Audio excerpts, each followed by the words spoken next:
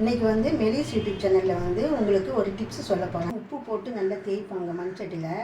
இப்போ வந்து சட்டியில் யாரும் தேய்க்க முடியாத சூழ்நிலை. இப்போ என்ன செய்யலாம், இந்த மீனை வந்து நீங்கள் வந்து இந்த தேங்காய் திருவள்ளுவர் இருக்குது பார்த்தீங்களா, அதில் வச்சு நீங்கள் இந்த மாதிரி தேய்ச்சிங்கன்னா இந்த மாதிரி வந்து அந்த வெள்ளையாக இருக்கிறதுல வந்து வெளியே வந்துடும்.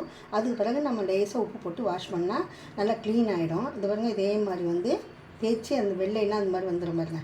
இதை மாதிரி வந்து அழுக்கெல்லாம் வெளியே வந்துடும் பாருங்க. தண்ணி இந்த தண்ணியில் வந்து நம்ம உடம்புல போனால் ரொம்ப கெடுதி. அதனால் நீங்கள் இதை மாதிரி கழுவிடுங்க.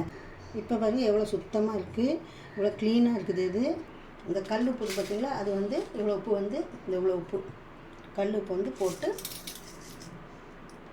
நல்லா விரச்சி எடுத்துட்டிங்கன்னா குழந்தைங்க கொடுக்கும்போதும் ரொம்ப நல்லது வரும். அந்த மாதிரி அமீனெல்லாம் இப்போவே நீங்கள் கொடுத்தீங்கன்னா அது மூளையை தான் பாதிக்கும். இது உப்பு போட்டு விரச்சி வச்சுருக்கேன்.